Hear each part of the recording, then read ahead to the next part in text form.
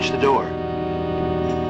Remember those late afternoons? Homework half done, the TV turned just loud enough, and that sharp theme cutting straight through the room. The Green Hornet didn't feel like Batman. It was colder, sharper, more serious. And here's the part most people get wrong. This show didn't fail. It was canceled while it was still ahead of its time. And that decision says everything about how TV really worked in the 1960s.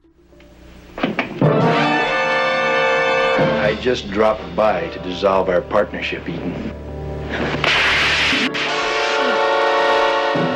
Picture this. It's January 1966. You're sitting in your living room, and suddenly Batman explodes across your TV screen. Adam West delivering lines with a straight face while everything around him is completely insane. Kids went crazy for it, and parents watched it too. ABC had struck gold. For a few months, it felt like the whole culture bent around that one show. Lunchboxes, Halloween costumes, magazine covers. Batman wasn't just a series. It was a signal that superheroes had finally gone fully mainstream. But here's the thing about network executives. When they find something that works, they don't just want more of it. They want to own the entire space. So ABC looked at Batman's success and asked themselves, how do we capture lightning twice without just copying what we already have? Enter the Green Hornet. If you were a kid in 1966, you might have known the name from radio. Your dad might have listened to it in the 40s. But this wasn't your father's Green Hornet. This was something completely different. Where Batman was bright and campy, the Green Hornet was dark and serious. Where Batman had Robin cracking jokes, the Green Hornet had Kato. And if you were paying attention, you knew this guy was special. Here's the first thing that made the Green Hornet stand out. It treated its audience like adults. No winking at the camera. No holy mackerel, Batman. Every line was delivered straight. Every fight scene was choreographed like it mattered. When Britt Reed put on that mask, he wasn't playing dress-up. He was going to work. And that work looked real in a way television had never shown before. You weren't laughing at him the way you laughed at some other TV heroes. You believed that if Britt Reed and Kato stepped off the screen and into your city, they'd keep doing exactly what you were seeing.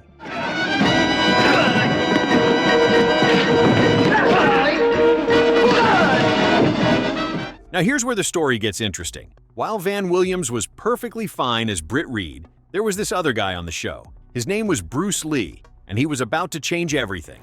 If you were watching in 1966, you'd never seen anything like Kato. This wasn't TV fighting. This wasn't cowboys throwing slow punches or space heroes shooting ray guns. This was something else entirely. Bruce Lee moved like water, struck like lightning, and made every other action hero on television look like they were moving through molasses. Even people who didn't know a thing about martial arts could tell they were watching something on a different level. The camera didn't have to hide his movements with tricks because the speed was there in real time. Kids started imitating his moves in playgrounds. Adults stopped what they were doing when he came on screen. And here's the crazy part. By many accounts, Bruce Lee was the breakout star, with fan mail and attention that sometimes eclipsed the lead. In 1966, martial arts wasn't a thing in America. There was no Karate Kid, no Jackie Chan movies, no UFC. When Bruce Lee threw a kick or landed a punch, audiences were seeing something that didn't exist in their world yet. But here's what's wild. Kato became the reason a lot of people tuned in. The sidekick was becoming the star, and the network didn't quite know what to do about it. They'd built the show around a masked crime fighter, and suddenly the conversation kept drifting back to his driver. The formula said the hero led and the sidekick supported, but audiences were quietly rewriting that rule at home. The show was accidentally creating a superstar, and ABC was too focused on ratings to notice they were witnessing history. I wouldn't if I were you. What is this? So, here's where things get complicated. The Green Hornet made a strong impression. The imagery stuck. The theme carried weight. Bruce Lee's presence expanded interest beyond television alone.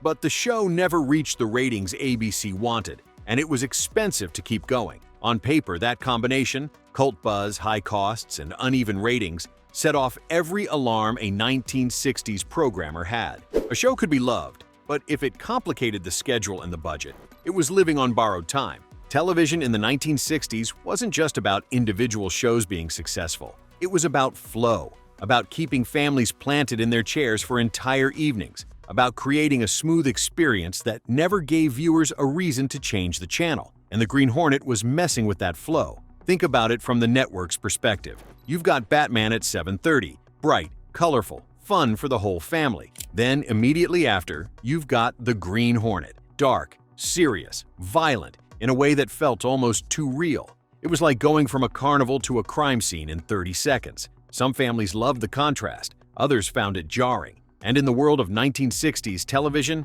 jarring was dangerous. Jarring made people reach for the remote. To ABC, pairing Batman's pop art camp with the Green Hornet's straight-faced crime drama created tonal friction. In a world obsessed with smooth, family flow, that was a risk, especially for a show that wasn't already a ratings hit. To an executive staring at overnight numbers, the safest move was always to smooth the night out, not sharpen the contrast. The Green Hornet was doing the exact opposite. It made the rest of the block feel softer by comparison.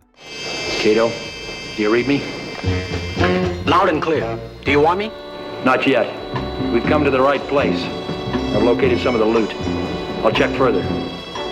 Now here's the part that stings. The Green Hornet wasn't canceled because it was failing creatively. It was canceled because it was expensive, and the ratings just weren't there. The show had a clear identity and a passionate following, but ratings lagged behind expectations, and the show was expensive to produce. Reports put the loss at roughly $40,000 per episode. That kind of loss might be acceptable for a monster hit. For a show hovering in the middle of the pack, it was unforgivable. The more the creative team pushed for polish, the more the accountants flinched. ABC tried to boost numbers with a Batman crossover, hoping to capture some of that audience. But when the ratings didn't improve, the decision came down. The Green Hornet was canceled after just one season, 26 episodes, not even a full 30-episode order. Meanwhile, Bruce Lee's stock was rising fast. Other studios were interested, and it was clear he might soon have options beyond being a TV sidekick.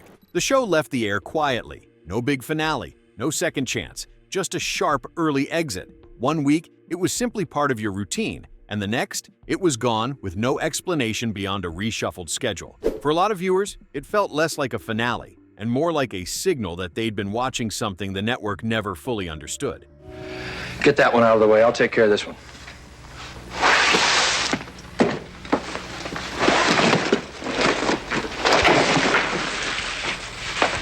When the Green Hornet ended in 1967, it didn't fade out the way most shows did. It slipped into occasional reruns and later cult rediscovery, never becoming a mainstay in syndication. But it never felt old, because it had been ahead of its time from the beginning. And that's the tragedy of the Green Hornet. It wasn't a show that failed and got canceled. It was a show that was too expensive, too different, and too bold for the system it was in. It hinted at a version of television where mask and cape stories didn't have to pretend to be jokes to survive. Instead of winks and punchlines, it gave you quiet plans, hard hits, and a city that actually looked dangerous after dark. Bruce Lee went back to Hong Kong and became the biggest movie star in the world. He revolutionized action cinema, influenced generations of filmmakers, and became a global icon. All because ABC didn't know what they had. The Green Hornet's look, mood, and music stayed fresh simply by not being constant.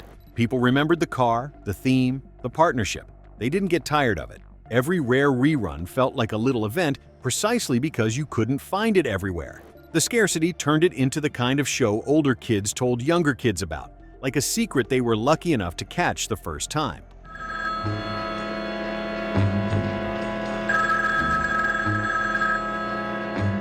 Here's what's crazy. The Green Hornet is more relevant today than it was in 1966. In hindsight, you can see echoes of the Green Hornet's grounded tone and masked vigilante premise in everything from gritty superhero films to street-level comic book shows.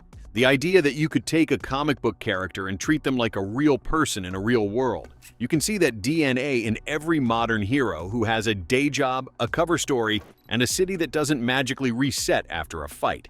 The Green Hornet showed that a mask could be a tool, not a punchline.